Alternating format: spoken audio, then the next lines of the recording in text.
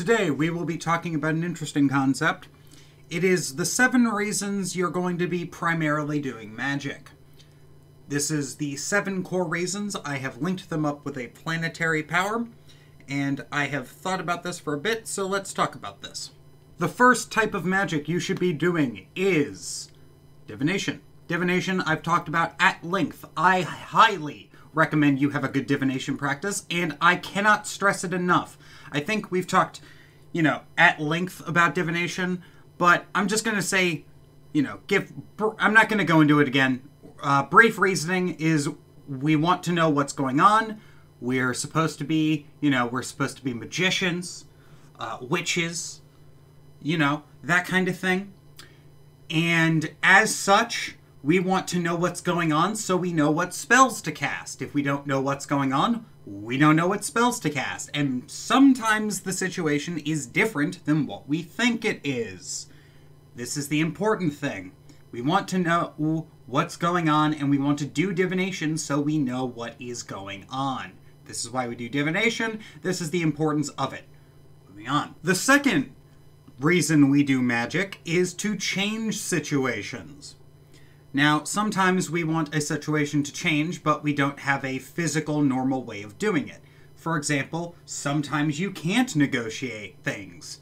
However, what you can do is instead, you can do magic to change the situation, and that will usually work out pretty well. Example from my personal life, I once had a boss that I didn't like, so I cast for a new boss. It's not that I hated my job. I loved my job, but I cast for a new boss. And what ended up happening was I ended up getting... the boss stayed, but I ended up getting a much better boss, and I was working directly under their boss in a weird turn of events. So, it's one of those things where you can cast for a better situation, and the outcome, we don't control the outcome. We don't care about the outcome. We care about changing the situation in a better way. We want net positives. We don't exactly care about the details too much. And that is really what we did. We cast for things to change for the better, and then we accept that things are going to get better. The third reason you're probably going to use magic, love. Love magic will be getting its own video probably next week. However, love magic is one of the most common forms of magic. It is the type of magic people usually... there's 3 reasons that people get into magic. Money, love, and power. Right? You want one of those 3 things if you get into magic. I know my reason was money and love. Right? I'm just going to say that right now. And I don't think that's a problem. I think it's okay to want to get into magic and spirituality for money and love. The problem is if you stay there. The best example of this is a very large subset of the Thelemite community. And to all the Thelemites watching this, you know exactly who I'm talking about. Or if you don't know who I'm talking about, you are part of the problem. Moving on. There are actually 7 different types of love, and self-love is one of the types of love. So you should be doing, you shouldn't just be trying to get chicks or hot guys. You should be trying to, love yourself, love your work, love other things. You should be trying to do things that you will love and fit your soul better. The 4th reason we do magic is spiritual and self-development.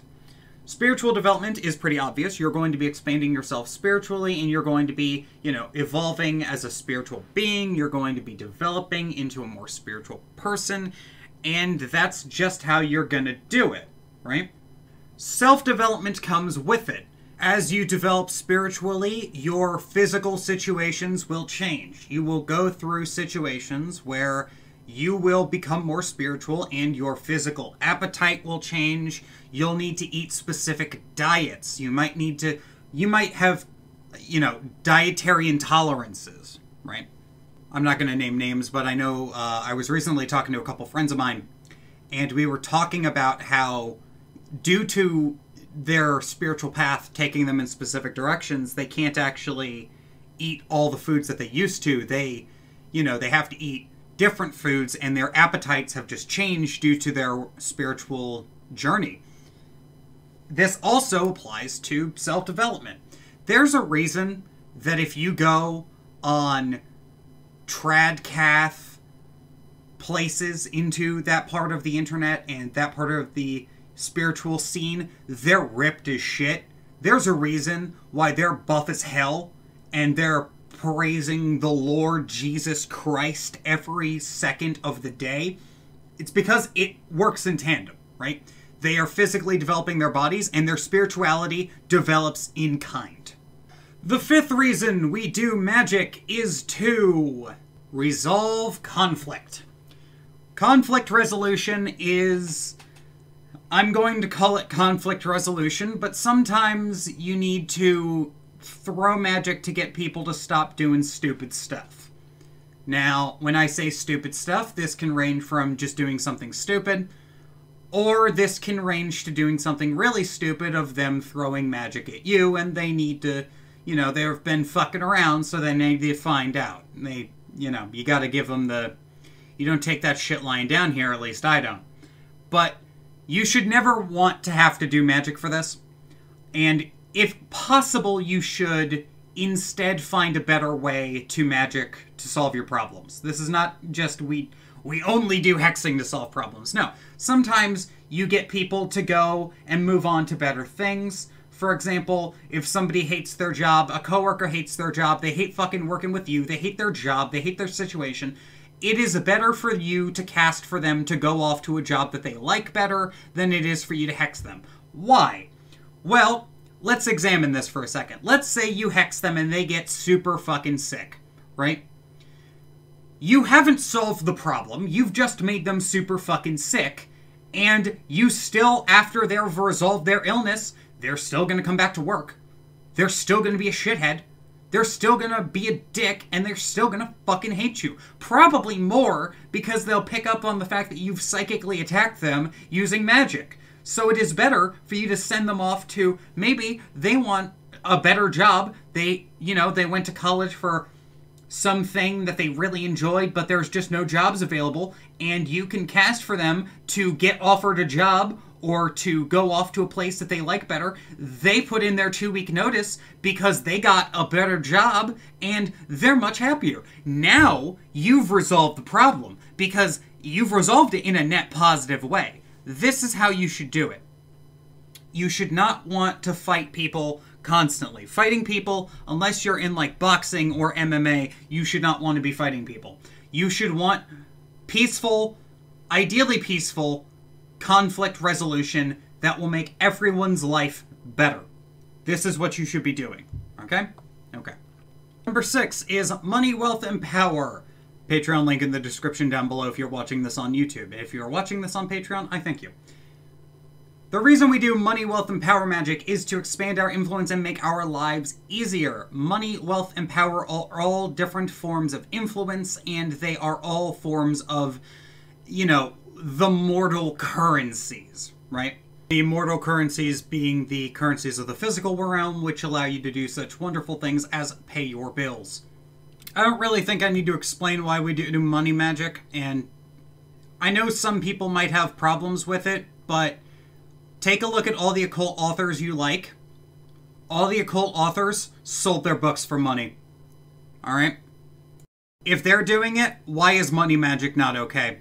The final reason why we do magic is prevention. This is to prevent problems from happening to us. This is why we make wards. This is why we do money magic.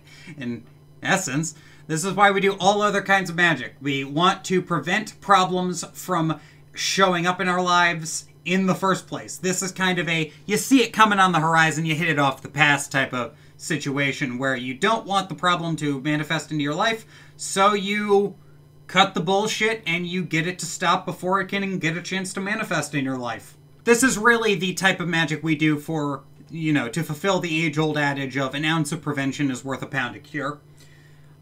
You know, because you want to prevent problems, maximize successes. You're always going to have problems, but you want the problems to be as trivially easy to solve as possible. Because, you know, that's just what we do. We don't want to have big lumbering problems where it's like, oh my god, everything is a mess. Everything is a fucking travesty right now. We want simple problems. We want simple problems to get simple solutions. But with that, this has been the 7 core reasons that occultists and magical practitioners do magic in the first place. I hope you enjoyed this video. If you did, please leave a like and a comment. And if you really like this video, please, Patreon link in the description down below. New video is up on the Patreon, assuming you are watching this on YouTube. And if you're watching this on the Patreon exclusive video is going to be up on Thursday. Patreon exclusive videos will be going up on Thursday. And yeah, I'm going to revamp the Patreon. There will be an announcement when that video goes up. All right.